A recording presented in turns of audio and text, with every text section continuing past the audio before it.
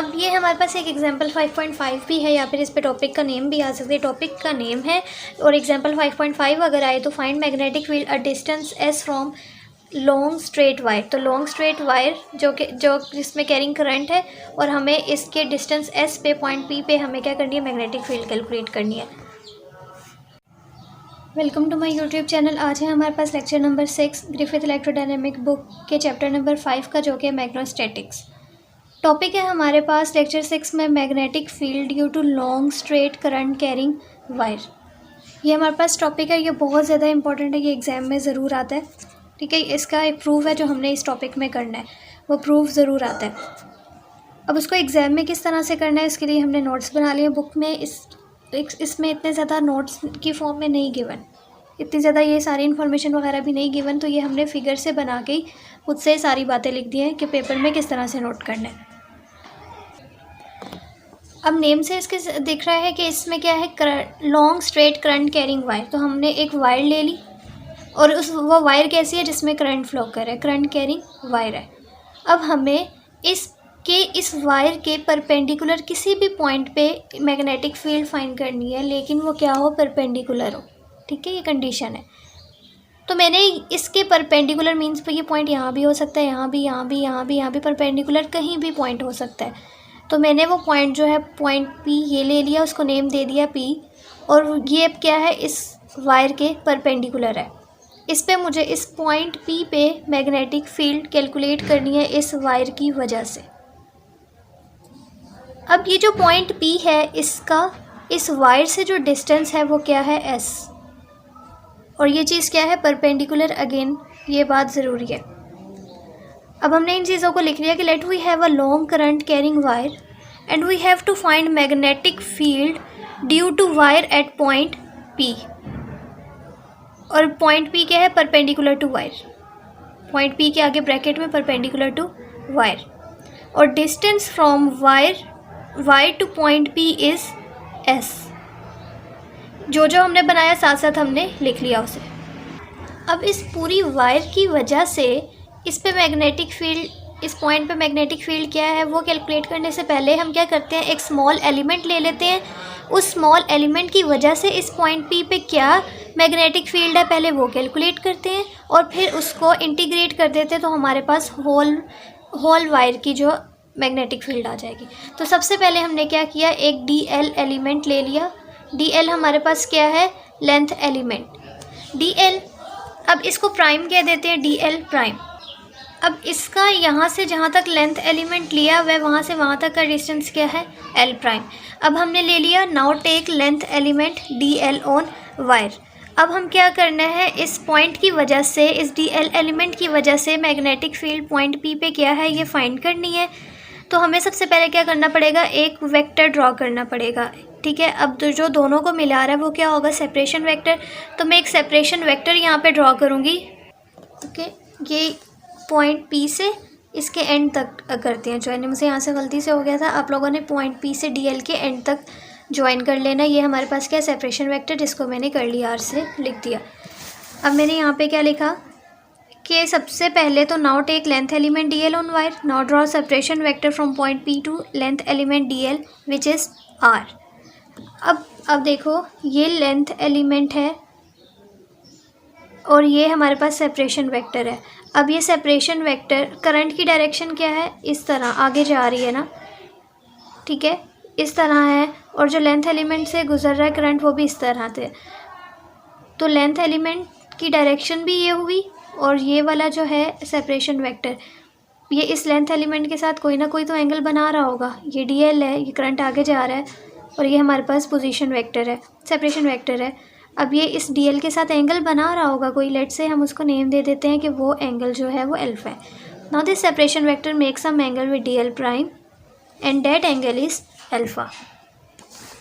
The magnetic field at point P due to d l किसके equal होगी, ये अभी हमने बायो-सैवर्ट लॉ में पढ़ा था। D B is equals to, ये आप लोगों ने याद करनी है, ये आ जाएगी सिंपल। अब जब हम क्रॉस को हटाते हैं तो क्रॉस को हटा के कैसे लिखते हैं, डी एल का मैग्नीट्यूड, आर का मैग्नीट्यूड, साथ में क्या आता है, साइन अल्फ़ा, और यूनिट वेक्टर एक आता है। ठीक है, ये जब इसका क्रॉस प्रोडक्ट खोलते हैं तो हम इस तरह से लिखते हैं।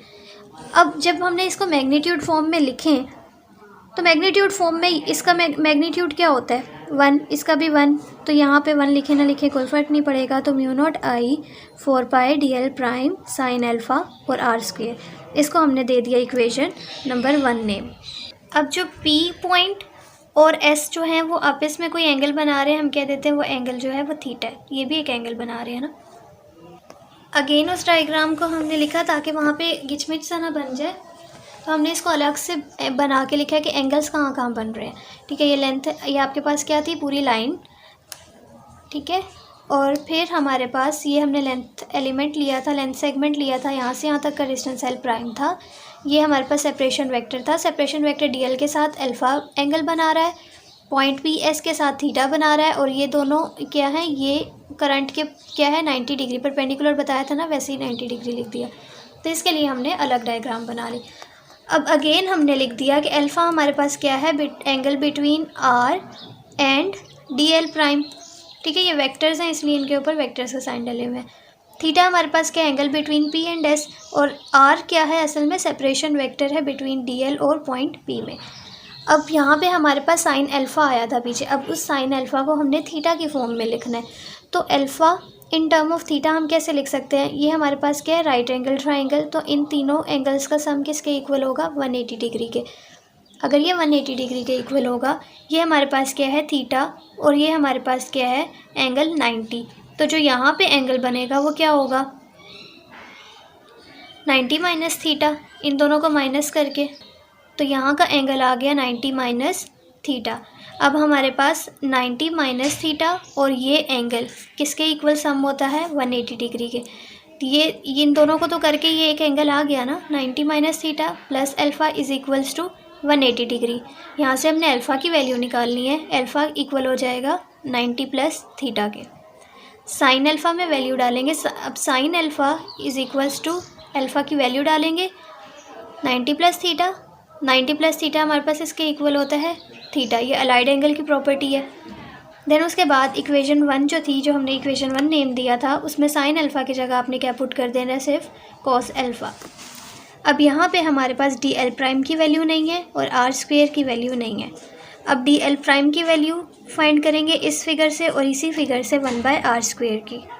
अगर हम इस फिगर को देखें तो हमारे पास थीटा जो एंगल बन रहा है, जिसके साथ एंगल थीटा बनता है वो बेस होती है, तो ये चीज़ हमारे पास क्या हो जाएगी बेस।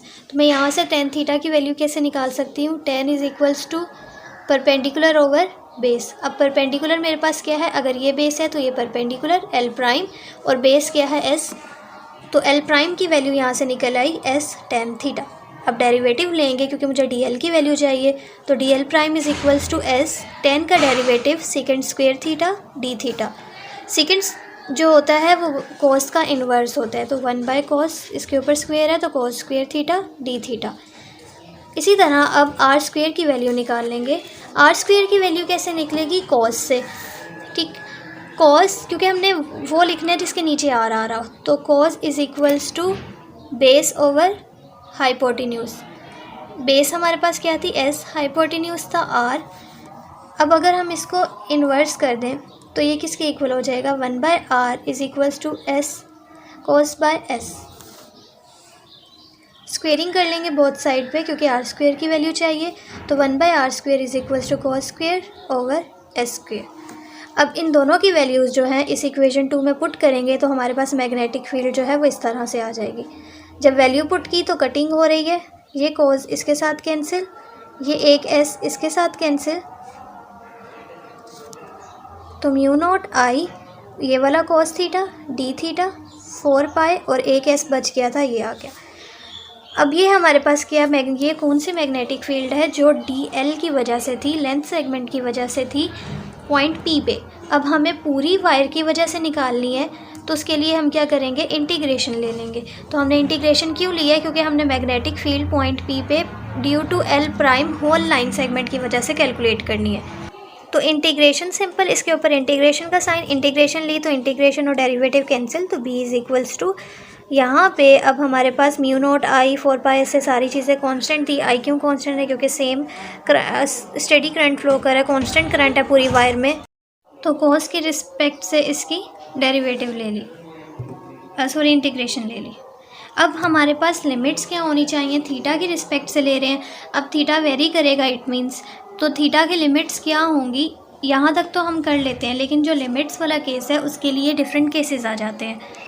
अभी हमने करंट की तो बात कर ली कि बाकी तो चीज़ें कांस्टेंट थी, लेकिन करंट और एस क्यों कांस्टेंट है, करंट की बात हमने पिछले बायर्सवेट लॉ में भी कर ली थी कि करंट को क्यों कांस्टेंट लिया है, वो हो गई थी। अब एस को क्यों कांस्टेंट लिया है, क्योंकि एस हमारे पास क्या है, हाइट तो हमारे पास चेंज नहीं हो रही, वो तो उतनी है, तो हाइट को हम क्या लेंगे, इसीलिए हमने कांस्टेंट लिया है। उसके बाद हमारे पास लिमिट्स क्या होंगी, थीटा की लिमिट, थीटा को हमने क्यों किया है, क्योंकि थीटा वेरी कर रहा है इसीलिए हमने थीटा को लिया है, लेकिन थीटा की लिमिट्स क्या होंगी उसके लिए केसेस आ जाते हैं। अब फॉर एग्जांपल हमारे पास केस ये वाला है जो अभी हम स्टडी कर रहे हैं, उस केस में क्या है, पहले वो पढ़ते हैं, उसके बाद डिफरेंट केसेस देखेंगे। ठीक है, अब आप लोगों ने इस फिगर को और से बातें देखना और उस बातें समझनी है कि हमारे पास ये क्या है, ये हमारे पास वही लेंथ एलिमेंट जो हमने लिया था। ठीक है, लेंथ एलिमेंट मींस के डी एल से यहाँ तक का जो डिस्टेंस था वो हमारे पास वही चीज़ है, उसको मैंने थोड़ा बड़ा करके बना दिया, ये हमारे पास क्या है, वही एल प्राइम या एल लेंथ है हमारे पास। अब ये वाला इसका क्या है, लेफ़्ट एंड है लाइन सेगमेंट का, और ये हमारे पास राइट एंड है हमारी लाइन सेगमेंट का। अब हम बात कर रहे हैं जब हमारे पास लॉन्ग वायर हो, इट मीन्स कि ये वायर आगे भी जा सकती है। ठीक है, तो हमने उसको डॉटेड फॉर्म में कर दिया। हमारी जो लाइन सेगमेंट है वो ये वाली है, जो हमने लाइन सेगमेंट ली थी ना वो ये है, उसे आगे पीछे तो लाइन ज़ाहिर इंक्रीज़ करेगी। अगेन ये जो हमने अभी पीछे ये वाली यहाँ से यहाँ तक की जो थी ना, ये वो वाली लाइन है, मैंने इसको बड़ा करके बना दिया। अब ये हमने लिया और ये इंक्रीज़ कर सकती है। अब हमारे पास यहाँ पे पॉइंट पी पे हम फाइंड कर रहे हैं। ठीक है, तो अब ये जो पॉइंट पी है, ये लेफ़्ट एंड सेगमेंट जो है, ये इस पॉइंट पी पे इस एस के साथ कौन सा एंगल बनाएगा, थीटा 1। ठीक है, इसने एंगल कौन सा बनाया, थीटा 1। अब क्लॉकवाइज डायरेक्शन हमारे पास क्या होती है, इस तरह से, लेकिन ये डायरेक्शन किस तरह से, ये इस तरह बना रहा है, तो इट मीन्स कि एंटी क्लॉकवाइज बना रहा है, तो ये थीटा 1 हो गया। Okay, left hand segment point P पे इस एस के साथ थीटा 1 एंटी क्लॉकवाइज डायरेक्शन में बना रहा है। अब ये जो राइट हैंड सेगमेंट है, ये बहुत बड़ा बना लिया आप लोगों ने, यहाँ तक बनाना है। ठीक है, अब ये जो राइट हैंड सेगमेंट है, ये इस पॉइंट पी पे एस के साथ एंगल बनाएगा इन एंटी क्लॉकवाइज डायरेक्शन, वो क्या होगा, थीटा 2। ठीक है, बस आप लोगों ने ये मेंशन करना है, इसलिए मैंने आप लोगों को ये लिखवा दिया कि लेफ़्ट हैंड के साथ बनाया है, इसने राइट हैंड के साथ बनाया। ओके, क्योंकि ये साइड पे करके था पॉइंट पी और इस तरह से इसके साथ बना लिया। अगला केस देखेंगे तो समझ आ जाएगा। अब हमारे पास थीटा 1 क्या था, left end of segment line segment make angle theta 1 in anti clockwise direction at P with S, और थीटा 2 क्या है, right end of line segment make angle theta 2 in anti clockwise direction at point P with S. As both angles are in anti clockwise direction ना, so both are positive, तो हम दोनों को theta 1 theta 2 के साथ negative नहीं लगाएंगे, उनके साथ क्या आएगा, पॉजिटिव। तो अब थीटा की वेरिएशन कहाँ से हुई, हम लिमिट्स क्या ले सकते हैं कि थीटा जो है वो चेंज हो गया थीटा 1 से थीटा 2, मतलब ठीक है, ये लिमिट्स आ जाएंगी। तो ये सिंपल भी लिमिट्स कह सकते थे कि इसकी लिमिट्स आएंगे थीटा 1 टू थीटा 2, लेकिन ये पता होना चाहिए कि कैसी आई हैं और नेक्स्ट केस में डिफरेंट हो जाएंगी, तो तब कन्फ्यूजन होती है अगर आप लोगों को ये सारा समझना आता। तो थीटा 1 से थीटा 2 हमने इसकी ले ली लिमिट्स। जब लिमिट्स ली तो कोस की इंटीग्रेशन क्या होती है, साइन। अब इसमें लिमिट्स पुट करेंगे तो हमारे पास आ गया magnetic field is equal to mu naught I 4πs sine theta 2 minus sine theta 1। ये हमारे पास बहुत इंपॉर्टेंट है, यही चीज़ प्रूव करने को आती है। ठीक है, तो ये ज़रूर आएगी अगर यूनिवर्सिटी के लेवल पे है ना, तो ये डेट इज़ वेरी इंपॉर्टेंट। ये केस जो है ये है अगेन जब हमारे पास लेफ़्ट और राइट के साथ बनाया है और पॉइंट पी आप लोगों ने इधर लेना है। अब एक और केस है कि अगर वो तो था ना कि मैग्नेटिक फील्ड वही होती है, लेकिन अगर केस ये आ जाए, ठीक है, तो तब क्या करेंगे। अब ये होता है कि आप जो इन्फिनाइटली लॉन्ग वायर का इस चीज़ का बुक में जिक्र है। ठीक है, अब बुक में क्या दिया हुआ है कि -π/2 टू π/2 वेरिएट करता है। मैं ये भी करवा देती, लेकिन जब तक ये समझ नहीं आएगा तो ये नहीं समझ आएगा, तो इसलिए थोड़ा सा पढ़ लेते हैं कि कैसे हुआ है। कि हमारे पास ये वही लेफ्ट, हमारे पास पूरी लाइन सेगमेंट है, इसका ये लेफ्ट हैंड है, ये इसका राइट हैंड है। अब हमें इस पॉइंट पे, ठीक है, पॉइंट पी पे क्या करनी है, मैग्नेटिक फील्ड कैलकुलेट करनी है। अगेन ये क्या है, एस है, सब कुछ वही है।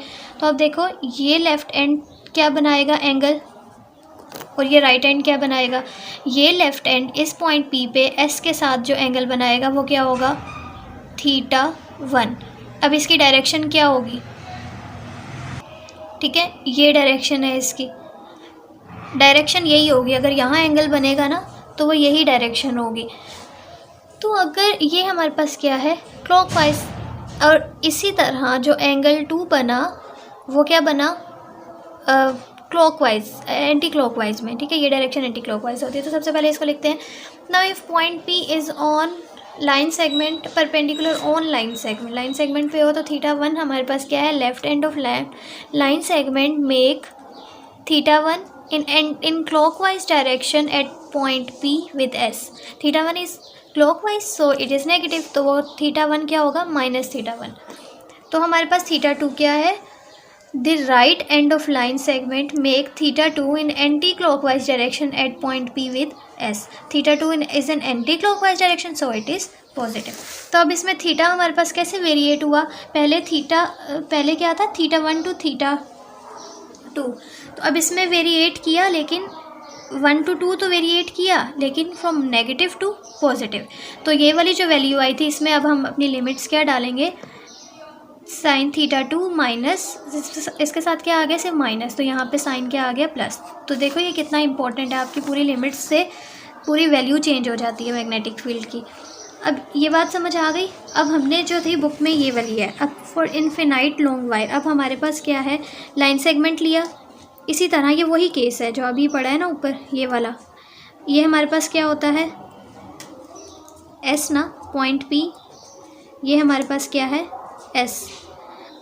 अब हमारे पास जो यहाँ पे थीटा वेरिएट करेगा वो क्या करेगा, इन एंटी क्लॉकवाइज डायरेक्शन ये θ2, और जो यहाँ एंगल बनेगा वो क्लॉकवाइज डायरेक्शन में θ1। अब हमारे पास अगर वायर जो है वो इन्फिनाइट, अगर हमने पहले ये वायर जो थी, देखो ये इस तरह से गौर से समझो, ये हमारे पास है एस, ये पॉइंट पी, ये लेंथ थी हमारी वायर की, ठीक है, टोटल ये लेंथ थी, ये इसका राइट था, इसने एंगल बनाया θ2 और इसने बनाया θ1 लेफ्ट हैंड ने, फिर हमने वायर को बढ़ा दिया, अब ये इसका लेफ्ट हैंड हो गया। अब इसने इसके साथ जो एंगल बनाया वो θ1, और ये वायर बढ़ी तो इधर से भी बढ़ेगी, तो ये इसका राइट हैंड हो गया, इसने एंगल बनाया ये। अब हम अपनी वायर को और बढ़ा दें अगर, ठीक है, तो फिर अब इसका लेफ़्ट एंड पी के साथ क्या बनाएगा, ये एंगल और ये एंगल। तो इसी तरह अगर हम वायर को बढ़ाते जाएं इन्फिनाइटली लॉन्ग, इन्फिनिटी पे वायर हो, ठीक है, हमारे पास मतलब इन्फिनाइटली लॉन्ग वायर हो, तो जब देखो ये एंगल बनते जाएंगे तो ये एंगल क्या हो जाए, स्ट्रेट हो जाएंगे, ठीक है, एट द एंड ये क्या हो जाएंगे, स्ट्रेट हो जाएंगे। तो हम कहते हैं कि for infinitely long wire when wire length of wire reaches to infinity, ठीक है, जब वायर की लेंथ इन्फिनिटी पे पहुंच जाए तो एंगल क्या बना देते हैं, एक स्ट्रेट लाइन बना देते हैं। तो अब इसमें हमारे पास θ1, यहाँ पे जो θ1 बन रहा था वो θ1 था, और यहाँ जो बन रहा था वो θ2 था, वो दोनों क्या हो गए हैं, स्ट्रेट हो गए हैं। अगेन ये क्या था, क्लॉकवाइज डायरेक्शन में, और ये हमारे पास क्या था, एंटी क्लॉकवाइज डायरेक्शन में। सॉरी, इसकी क्लॉकवाइज डायरेक्शन ये होती है, ये। अब इसको मैंने इस तरह से बना लिया कि θ1 ये है, ये अब इसके साथ क्या बना रहा है, 90 का एंगल एस के साथ, और ये अब इसके साथ क्या बना रहा है, θ2 भी 90 का, ये इस डायरेक्शन में और ये इस डायरेक्शन में, ये क्लॉकवाइज और ये एंटी क्लॉकवाइज, ये दरमियान में क्या है, एस है। अब हमारे पास θ1 एंड θ2 आर एट 90 डिग्री, तो हमारे पास वेरिएशन क्या होगी, फ्रॉम -π/2, माइनस पता है क्यों, क्योंकि हमारे पास ये क्या है, क्लॉकवाइज, -π/2 टू π/2, 90 पे हो गए हैं ना ये दोनों। देखो -θ1 टू -θ1 टू θ2 वेरिएशन हुई है, लेकिन अभी दोनों क्या हो चुके हैं, 90 पे। तो अब इसी में आप अपनी वो जो पिछले हमने मैग्नेटिक फील्ड निकाली थी उसी में अब अपने थीटा की वैल्यूज़ क्या हैं, π/2 डालोगे तो आपके पास जो मैग्नेटिक फील्ड आएगी μ0I, इन दोनों को जब सॉल्व करोगे ना तो 2 आएगा, ठीक है, μ0I/4π, ठीक है, ये इसके इक्वल आ गए। अब 2 इस 2 के साथ कैंसिल, तो μ0I/2πs। अब इस इक्वेशन ये हमें क्या कह रही है, एस हमारे पास क्या है, डिस्टेंस, तो ये कहती है कि this show that field is inversely proportional to the distance from wire. Field कौन सी, मैग्नेटिक फील्ड हमारे पास क्या है, इन्वर्सली प्रोपोर्शनल है वायर के। इस इक्वेशन से हमें ये पता लग गया। और ये वाली जो मैग्नेटिक फील्ड है ये क्या है, ये magnetic field for long wire. इसको हम क्या बोलेंगे, magnetic field for long wire. अब उसके बाद हमारे मैग्नेटिक फील्ड निकालने के बाद नेक्स्ट हमने निकाली है फोर्स। अब हमने मैग्नेटिक फील्ड निकाली, नेक्स्ट हम फोर्स निकाल रहे हैं। फोर्स के लिए हमने कहा है कि हमारे पास दो वायर्स हैं और उनकी इनफिनाइट लेंथ है, ठीक है, कि इनफिनाइट लेंथ है और दो वायर्स हैं और उनमें करंट जो है सेम डायरेक्शन में फ्लो करे। अगर इधर अपवर्ड है तो दूसरी में भी अपवर्ड है। जब दोनों में सेम डायरेक्शन होती है तो हम उसको पैरेलल वायर्स बोलते हैं। तो हमने कहा है कि अगर हमने फाइंड करनी है force of attraction between two parallel wires, का मतलब समझ आ गया। फोर्स ऑफ अट्रैक्शन का अभी बताती हूँ जो कि क्या है, डी डिस्टेंस अपार्ट है, कैरिंग करंट I1 और I2। अब जब भी दो वायर्स आती हैं वो क्या होती हैं, एक दूसरे के मैग्नेटिक फील्ड अफेक्ट में पड़ी हुई होती हैं। मतलब क्या है इस बात का कि I1 पे मैग्नेटिक, इसकी अपनी मैग्नेटिक फील्ड्स भी तो लाइंस यहाँ पे प्रोड्यूस हो रही है ना, साथ साथ इस I2 की भी वजह से यहाँ पे मैग्नेटिक फील्ड होगी। सेम इसी तरह I2 जो है इसकी अपनी तो मैग्नेटिक फील्ड है, साथ साथ इस I1 की भी मैग्नेटिक फील्ड इसके ऊपर है।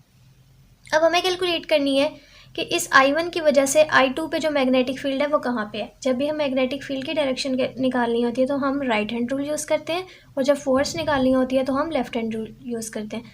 अब मुझे इस I1 की, इस I2 पे I1 की मैग्नेटिक फील्ड कैलकुलेट करनी है तो मैं I1 पे सबसे पहले लगाऊंगी I1।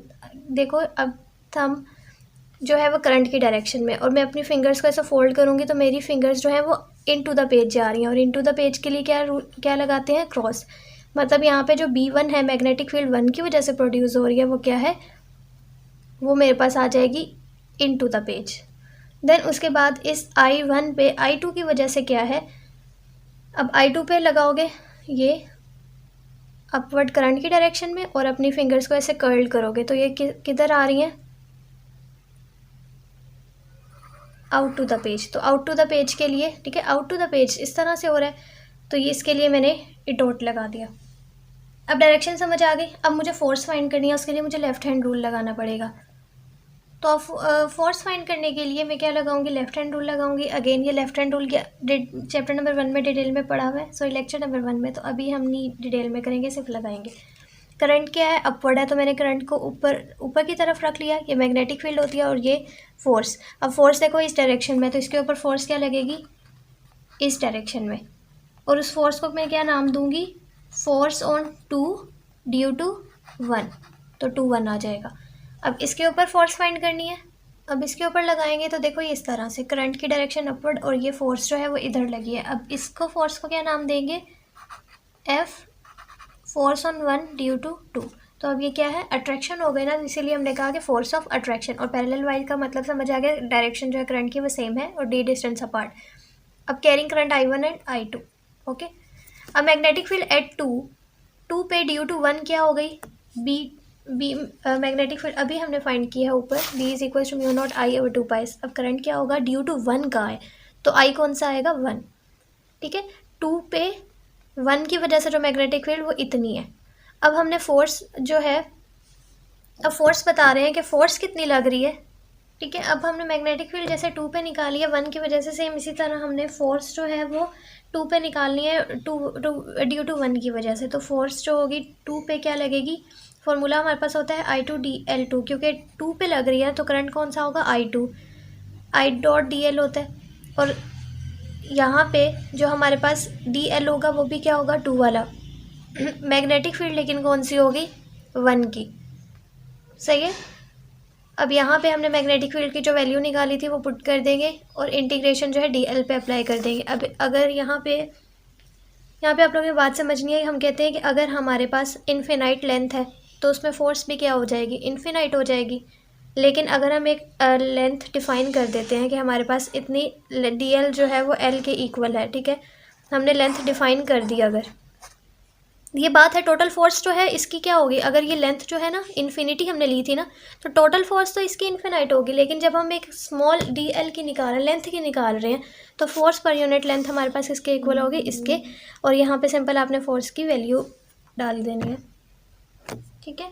अब ये L कहाँ गया है, ये तो सिंपल आ गया ना, म्यू नॉट I1/2πs अब एल, इसका जो लेंथ को इंटीग्रेट करेंगे तो वो एल आएगा ना, तो यहाँ पे जो एल था और ये एल ये आपस में कैंसिल हो गया था, इसलिए हमारे पास ये वैल्यू आ गई है।